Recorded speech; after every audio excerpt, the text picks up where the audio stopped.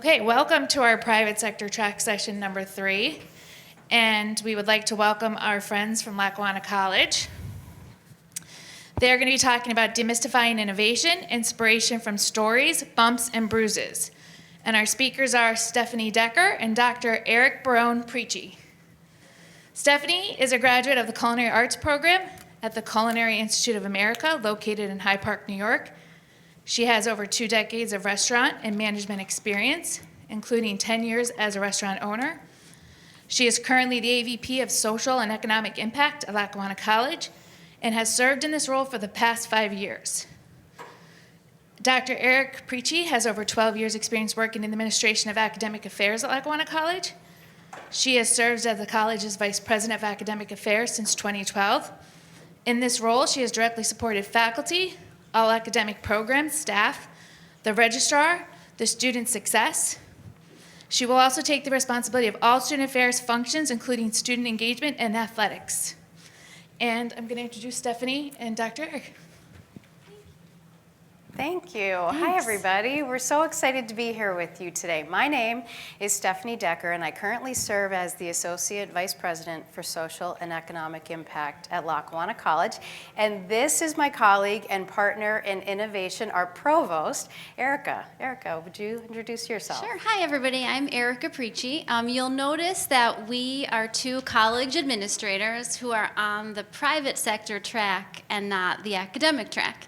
And I think that's the perfect way to introduce our presentation.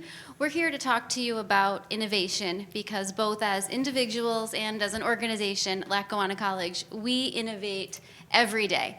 We believe that we have to innovate not just to thrive, but to survive. So flip the saying. Lackawanna College has 5 locations. We've got about 2,000 students. And if you don't know much about our mission, it's to serve students from all walks of life. And I say that to set up our presentation today because innovation is absolutely critical for us. We must keep tuition affordable. We must meet our students where they are. And that means we must innovate every day. So I'm going to turn it back over to Steph to talk to you about how we define innovation. So at Lackawanna College, several years ago, we did a survey of our employees and we asked them sort of top of mind, what do you think about? What words come to mind when you think about Lackawanna College?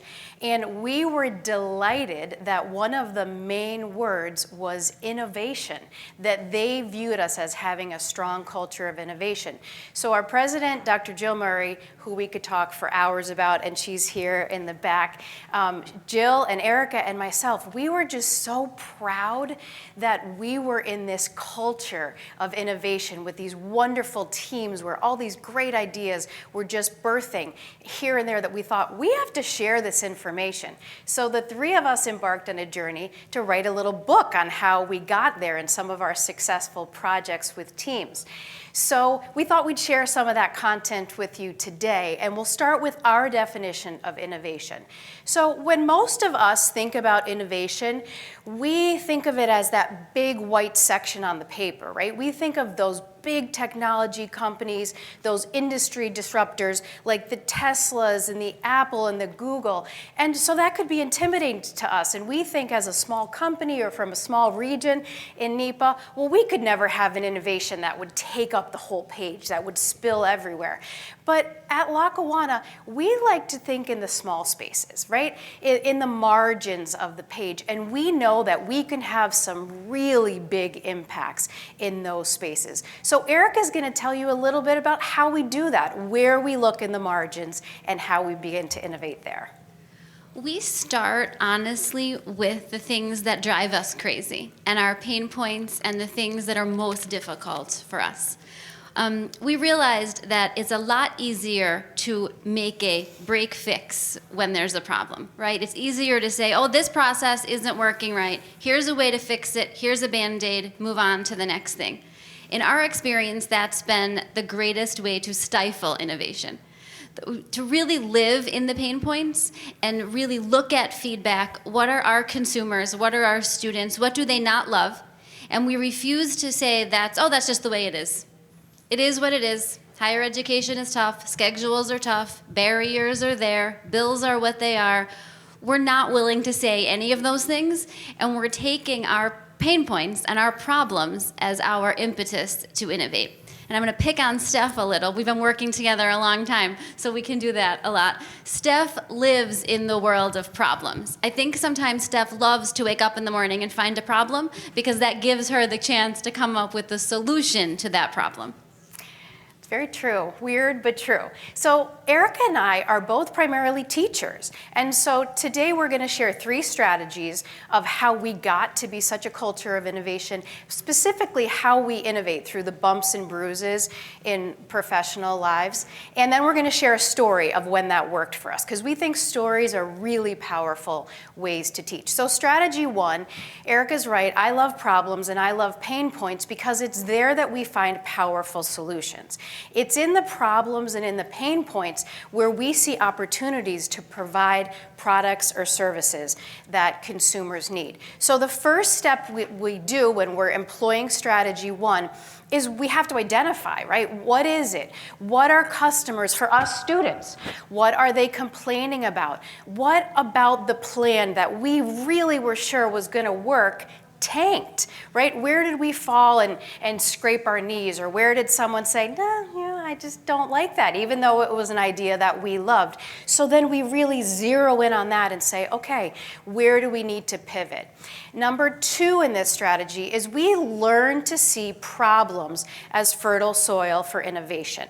Anytime you do something daily, right? The session before us talked about physical and emotional and wellness, right? And they talked about that being a daily discipline that we have to do. So just as if you're lifting weights every day, you're building a physical muscle, when you learn to see problems as opportunities for good ideas to grow on, you're building the muscle of habit. And that is so powerful in teams, especially in teams where you want to see innovation happen.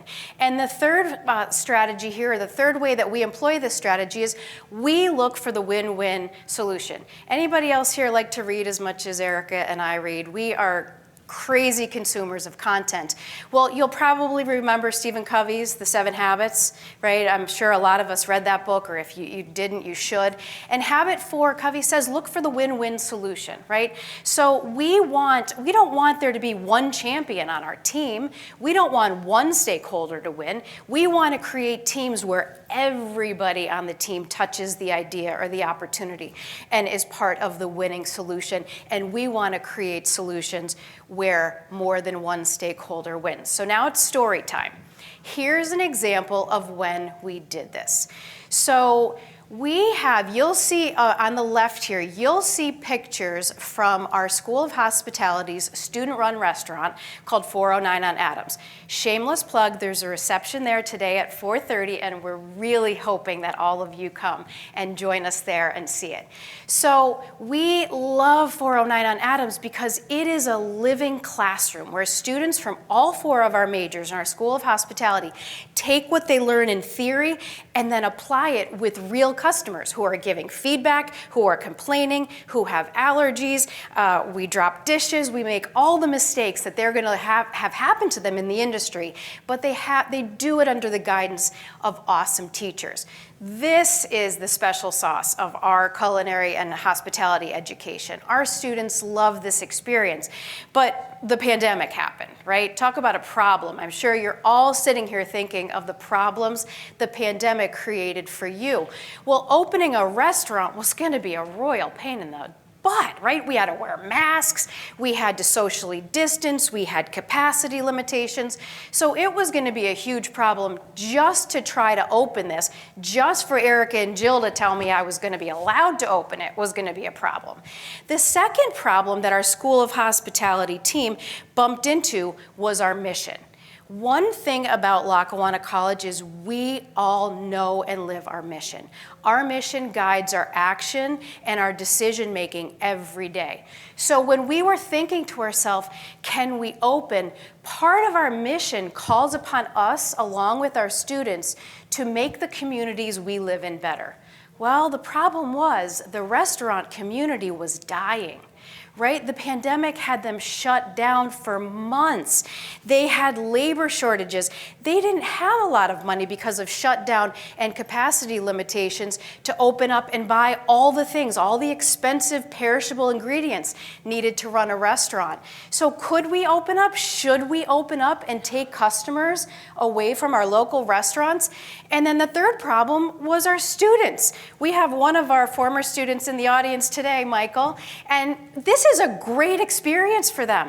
Was it fair for us to just not give them that experience that classes before them and after them would have? So we went back, right? We went back a step and we looked to see, and we started plotting out those 3 problems and stakeholders.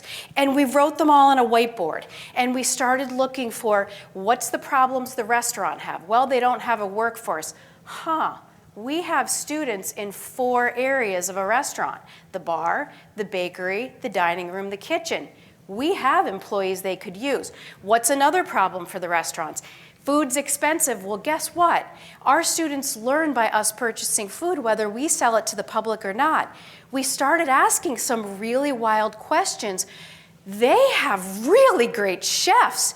Could those chefs teach our students? Could we give them our students as labor? Can you see how this idea started coming to life? And so what we did is we threw open the doors. We created this concept called Rally for Restaurants. 16 local restaurants came in and used our student workforce, our food and our alcohol and our pastries. The public embraced it like crazy. They could, in essence, be operating at their location and now our pop-up location. Jill let us give them all the proceeds, right, Jill? Thanks for that. So we helped them keep their employees on the payroll, keep buying foods. They taught our students such real-world experiences, and so many of our students got hired right in their classroom. So Rally for Restaurants was a way that we employed that strategy to create a win-win solution. And so by asking those questions, is this possible? Could we? We were able to come up with a win-win for us, for our students, and the restaurant community. And asking wild questions leads me to a next strategy. Erica, will you handle this one? Yes, this is my favorite strategy. Steph just gave you a sneak peek of it. We all live in the world of reality. We all go to our desks, whether they're at home or in our offices, every day and deal with the problems sitting ahead of us, our day-to-day operations that we need to get through. We've learned over the past 12 years at Lackawanna College the importance of carving out time to take a step back from reality and say, what would we do if these terrible barriers weren't in place? What would we do if budget wasn't an issue? What would we do if we had more time? So we actually force ourselves to have sessions shaped around those questions. And this takes practice because people get really uncomfortable when you ask them to put aside reality and barriers. We are incredibly lucky that we have a chief finance officer who buys into this strategy and who allows us this freedom to dream the dream. There'll be time later when it gets to the implementation stages to put the parameters back around an idea and to help, make sure you don't break your budget. But nothing kills innovation more quickly than starting with the barriers. Oh, we can't do that because we've always done it this way. That's nice, but it would never work here because. Honestly, that's right where we started. And that still happens to us very often. We check ourselves on it. We've all become practiced because you really do have to practice it. It sounds simple for me to stand here and tell you, imagine an ideal state. But it's actually a really vulnerable and difficult thing to do. We have brainstorming sessions around our academic programs throughout the year. And I think this would work for any company. This is not at all unique to academia or Lackawanna College.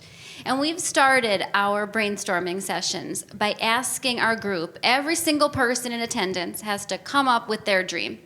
Why are you here? What's your dream in 5 years? And the responses that we get from that question shape the rest of the day. So it's really important to put practicality aside for a second and allow yourself the space to dream and do it really intentionally and as explicitly as I'm saying it right now. So I'm going to tell you a story next. I could talk about our Level Up program for the next hour and a half. So if anyone has any questions after or wants to continue the discussion, come see me later. This is, I would argue, one of the greatest services and programs that our K through 12 community and higher ed community collaborated to create.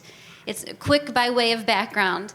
It's a Level Up program that you'll see the Fast Company magazine logo. We were lucky enough to be named one of Fast Company's 10 most innovative companies in the world in 2021 for this project.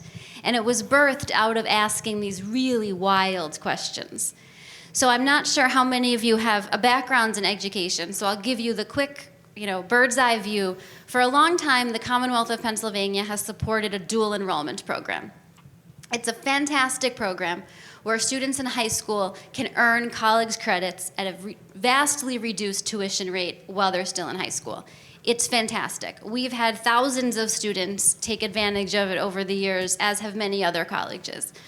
But as a group of us, we're sitting around thinking, the dual enrollment program, as fantastic as it is, wasn't addressing the three major pain points that we saw for our incoming students.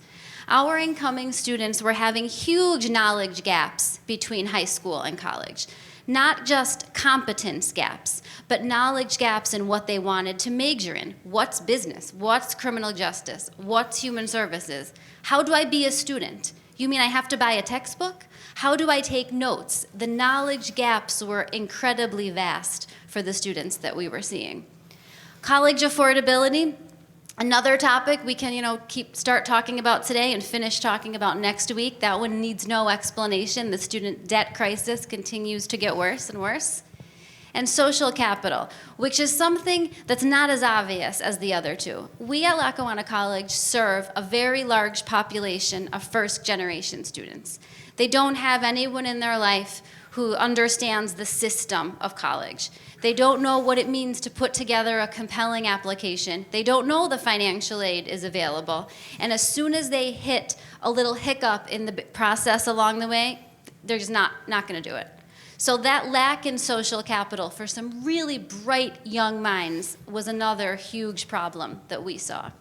So a group of us got around a table and said, what can we learn from this really successful dual enrollment program, and how could we make it better? And we sat down with some of our partners at a local high school, some really awesome superintendents, and we said, here's what we see. What do you see? How can we help you? And the Level Up program was born. This program allows students to earn a full associate degree while they're still in high school for a total of $6,200, which addresses all of these gaps. We put together a curriculum that students could take combination of online classes, classes with us at our campus, and classes right in their high school. We have a really great mentoring program in place. As I was listening to the first speaker, some of the points that he mentioned are part of the Level Up program as well, to really address that social capital bubble right from the beginning. And then we make sure that students know what major they like, know what they're interested in before they actually become a college student. So to date, we've had about 40 students graduate with an associate's degree. Their credits all transfer. They've transferred nationwide to bachelor's programs. Some students choose to stay with us at Lackawanna for their bachelor's, which is, of course, a great success for us. We also offer certificate programs, which allow students to earn up to 18 credits in a particular discipline that's much more meaningful than 3 credits at a time. That's the traditional dual enrollment rate. So the outcomes from Level Up, I'll tell you the financial outcome that's the most staggering, is that about $2 million have been saved by our participants in the college tuition they don't have to pay because they paid a dual enrollment rate of $100 a credit for the Level Up program. Socially and emotionally, the outcomes that students and parents have given us have been incredible. In our class of 2020, they were our first associate degree graduates. They keep in touch with us. They just filled out a survey. They're graduating, they're employed, and they say this program changed their lives. So asking those crazy questions, why do these barriers have to be, led us to this program. And I'll tell you, it was really scary. A really practical person that Jill and I work with looked at us and said, "You're giving away your core product for $6,200? bad business decision. And we looked at them and we said, yep, it's going to have other outcomes. It's a great business decision, and it absolutely was. We saw our enrollment increase. We saw our relationships with local districts who finally realized we're putting our money where our mouth is. We're not doing this. This is not a money-making enterprise for us. This is a social enterprise, and the outcomes have far exceeded the tuition that we may not have earned. So we're really proud of this one. All right, strategy 3, our final strategy, and then one more story. We have learned to model vulnerability. This was an area of big struggle for me. I came to leadership, as I think Erica did too, at a young age, and for the longest time, I just felt like the kid at the adult table. So when you feel like that, for me anyway, I put on this posture of feeling like I had to look like I knew everything or I was in control, and I certainly couldn't tell people on my teams that I failed or was failing. But a really great mentor taught me that in vulnerability, wonderful team connections are built. So the first thing that we would encourage you to do is embrace and encourage what we call successful failures. Allow your teams to experiment a lot. And when you allow that, acknowledge that you know failure is going to happen. Another great book I read last year, one of my favorites, was The Psychology of Money by Morgan Housel. And he gives this great example in a chapter that I think is called Tails You Win. And what he means by that is it's those tail events. It's the 1 in 1,000 tries that succeeds wildly and really gives the company huge success. But that means all those other projects had to fail. And Jeff Bezos is interviewed in that chapter, and he's one of those huge companies that we all would love to emulate. And he was talking about a failure, and he said something like, if you think that's bad, wait till you see the epic failures that Amazon has coming down the road. So allow your teams to fail. Let them know you're going to fail, but failures can be powerful teachers. Point 2, share your bumps and bruises. This was hard for me, but it's so powerful. When we as leaders share our failures and our bumps and bruises, we become relatable. Right? And then our team members feel safe to say, oh, okay, me too. I'm struggling here. I worry this is going to fail, or this is an area that I'm not necessarily strong in. And that's when huge connections and trust are built on your team. And that is a very magical thing to happen if you want to have a culture of innovation. And then finally, model the way forward. After you've listened to the bumps and bruises, after you've asked great questions, well, what do you think went wrong? What could we do? Say, okay, let's go. And you get up and go first and model the way. So in closing, Eric and I are both going to share a quick story about how we modeled vulnerability for our teams. So for me, when I was working with the School of Hospitality team, there were 5 of us. I knew at the time that Jill and Erica were transitioning me out of that role of director into my current position. And so I wanted to get that team ready, right? They were going to be without me, and they had to be really awesome. They're called on to be this world-class education right here in Scranton. So in our weekly meetings, we started doing this leadership session, 15 minutes at the beginning of the meeting, and it asked each of us to say some area that we wanted to grow in.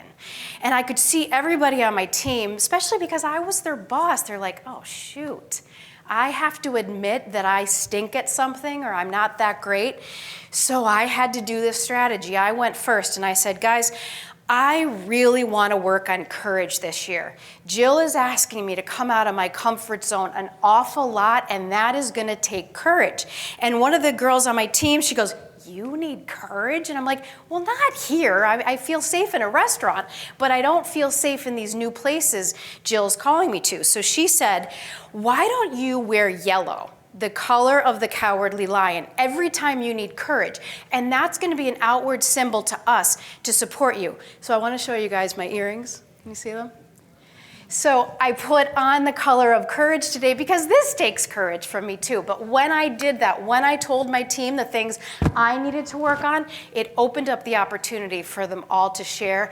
And man, they came up with the idea of Rally for Restaurants, and wait till you see what they have coming down the pike. Erica, share your story. So I had a story that I was planning on sharing, and just this morning I changed my mind, and I'm going to share a different one that I think is more vulnerable. So I'm going to wing this, so go with me. So today I'm still, very apprehensive about showing vulnerability, but I'm much better at it than I was 15 years ago. So 15 years ago, I was 26 years old, and I supervised a faculty, 98% of which were older than me, much more experienced than me. They had been around the block about 11 times. And who was this young little chick who was going to walk into their office and ask them to do something differently? So I learned about a week on the job that if I wasn't honest and vulnerable with them and tell them what I didn't know, hey, here's what I learned, Professor so-and-so. Here's what I think will work. What do you think will work? What have you learned? And I spent more time listening my first 3 years on the job than I did actually doing. So I built the credibility with them that I was willing to listen. And I love them, and they ended up embracing me and taught me an incredible amount as a very young administrator about how I needed to view leadership and supervision. If I walked in thinking I had all the answers, this faculty was going to toss me out the door as quickly as they could. So showing them that I had a lot to learn, but at the same time holding strong to my ideas. That didn't mean I just wilted and kind of said, oh, okay. We'll do it your way and not my way. I respectfully found a way to say why the idea they were presenting to me may not work. So that's my great big vulnerable story, and I think it's what shaped me as a professional all these years later. So this is our wrap-up slide. Steph and I would like to leave you with an invitation. We love to collaborate. We love to innovate. We love to throw out ideas, questions. We'll talk to anybody who will talk back with us about ways that we can collaborate. So please find us, join us, and let's see if we can do something together. Thank you. Do you have Thank questions? you. Sorry.